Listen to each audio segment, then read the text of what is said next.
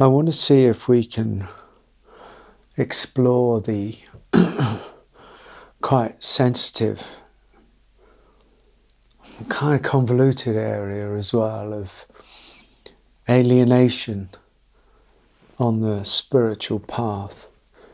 Now, in many ways, I'm not, well, I don't know. I was going to say that I'm not really the person to speak about alienation on the spiritual path, because I've never been able to tell the difference between the spiritual path and the previous path in the sense that I've been an alien, I've been alienated kind of all my life. I came from being an artist, a musician, never really having a particular job, falling out of my family that disintegrated when I was 16, being a bum, being an alcoholic, being dysfunctional, creative, like I said. My whole reading structure and my whole, everything that I was interested was always in the outsiders, in the existentialists, in the Beat Generation, in anything that was outside the fabric of society in many ways, just didn't go down the conventional route, and you never got married and had a family and stuff like that. So does that put me in a good position to talk about alienation on the spiritual path? Well, it's funny, really, isn't it? Because, as I've matured and gone through a deep transformational process, over 30 years, I would say, 20, 30 years, I'm actually more grounded and rooted in awareness and presence than I ever was. And in some ways, the issue of being alienated, doesn't arise. I don't feel alienated. I feel completely natural. It's funny because it flips on its head.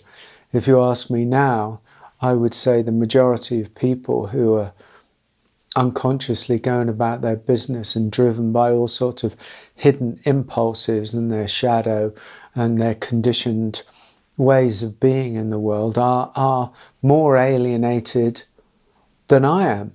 And yet, on a certain level, here I am talking about spirituality, non-duality, awakening, deepening, love, the mystical path, all of these, going beyond form, all of this kind of rather unusual stuff to the mainstream. And they would say that that's a kind of, an outsider's thing. But is it? So you see, already everything is almost kind of relative. So, but I know that people do experience potentially a deep sense of what we can call alienation as the spiritual path starts to take root in them. You can feel alienated from, everything that you came from, the whole of the family, the whole of the ancestry, friends, family, the whole of the old relationship that you had, which was driven, or ruled or governed by ego-led thinking. When that starts to come undone in us, then it makes relating on the old level impossible. And yet, if we haven't fully come into being yet, or come into presence yet, then we're going to be caught in, if you like, in another world, an in-between place, the in-between worlds, where it's neither one thing nor another, and so there's no ground. This is the essence of a certain kind of alienation, is the falling away of certainty, whether it was a false certainty or a true certainty, the falling away of everything that we held as, real on so many different levels. And that, that takes kind of some getting used to, because it then affects how we perceive life, ourselves, other people, affects how we interact with those people, with that world. And so, I've met so many people and worked with so many people who have found themselves on the spiritual journey and actually become increasingly alone and increasingly isolated, because the work falls away, the family's relationship with the family, although there's still ties and still a desire to work things out with them, but there has to be a new way, because the old way doesn't work. So there's that kind of alienation. And then almost, there's a deeper alienation, which is really the way that we have perceived ourselves and the world for countless years starts to come undone. That whole way of relating to the world, the whole of our perceptive way of relating to the world, all of the beliefs that we had about the world, start to lose their solidity. And unconsciously, we based our entire life on those perceptions and those beliefs and those assumptions that we took to be real. And now they're starting to be revealed as not real. And you're like, wow, that's pretty weird. It makes one question one's reality. I know some people have thought,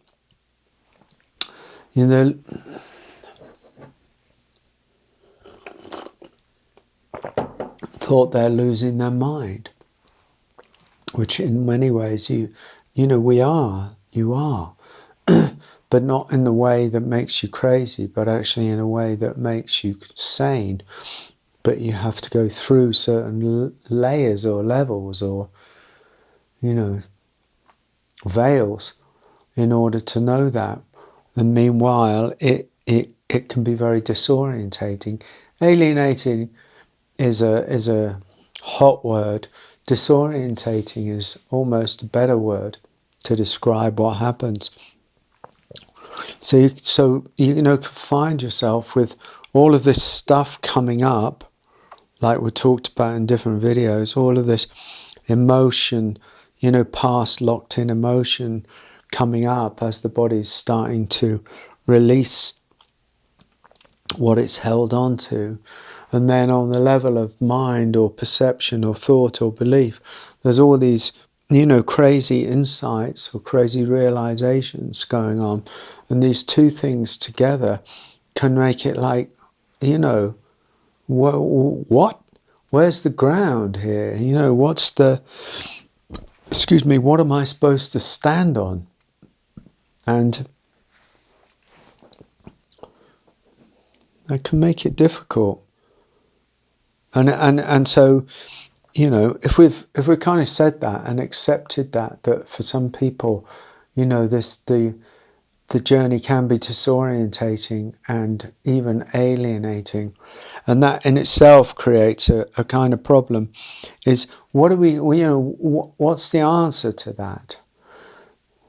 Well, because we desire safety and security. But in essence, there is no answer to that apart from trusting it, apart from going with it, apart from practicing things like, a radical acceptance of trusting the flow of it, of falling into, of making a decision really to accept what's happening on a deeper and deeper level, to trust what's happening on a deeper and deeper level. You know, the capacity to embrace the discomfort rather than reacting to the discomfort. Obviously, you know, the self, the ego self, is going to resist discomfort, alienation, yeah, disorientation. It's going to resist those things. But since we're going beyond, deeper than the self, then it's incumbent upon us to find a way to embrace discomfort, to practice radical acceptance, to find new ways to go deeper than, to breathe into some of this alienation. It passes. It's not a permanent state. It's you know, to embrace the waves as they rise up and the waves as they fall. And I mean, I'll come back, I don't know, it's been a few videos since I said anything, but to actually really see yourself through the eyes of love and practice a deep sense of kindness, a deep sense of self-love. This is the time. You know, when the alienation is happening, if your child or something is alienated, is feeling, you know, alienated like that, you're not going to, you know, punish the child. You're going to wrap it in your arms and say, it's okay. It's okay. You're not trying to fix it. You're just saying, it's okay. It's okay. There's love is here. Safety is here. You know, let it flow. Let it flow. That's what I am looking for. The answer is let it flow. Don't interfere. Don't interfere too much in the journey of undoing, because we try to and we want to, because we think that might help us or save us, or we're scared, or, as I said in the previous video, overwhelmed. But if you just let it flow, yeah, then alienation goes deeper and something else happens. You know, trust the natural motion. Trust nature. We've been alienated from nature, from our own nature, for a very long time. And the more we've funneled up into mind and overridden ourselves, overridden our basic kind of natural intelligence, overridden our intuition, overridden our feelings. So, you know, there's the real alienation. So this alienation, this disorientation, is almost like only the disorientation as we return to ourselves. It's like coming out of the dream. As you come out of the dream, like whether you've been in it for a long time, obviously, you come out of the dream and you're starting to kind of wake up or come into your body or come to your true senses. It's like, what the hell is going on? I don't understand. Well, that's similar to this over a longer period of time, maybe over a short period. But it's like, you know, it's natural. It's natural when you're falling out of a dream, yeah, and you've lived in a dream world and you've related to everybody else in the dream world, and everybody else is relating to everybody else in the dream world, and it's all rooted in separation, and you know, it's like a hallucination in a way. And when that starts to kind of dissolve and you start to see through clearer eyes, yeah, through direct seeing, even though you don't know what it is and you're not grounded in it, that's true. It's almost inevitable. It's almost inevitable that this is going to happen, and so the only thing to do is to not fight it and go with it. Don't fight it. Flow with it. Learn to flow. Learn to come into yourself. Learn to flow. See it, feel it, know it. Don't fight it. Flow with it. Because the river of life is flowing. And it's seeking to flow into and through you on a deeper and deeper level. To me, this is beautiful.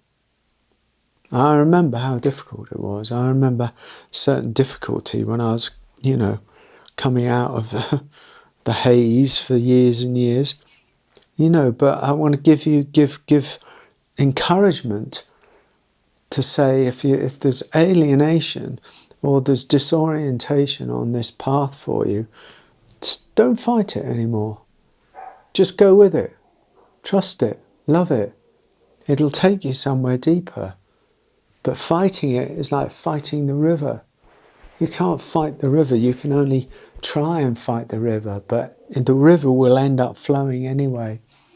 So go with it. Go with the flow.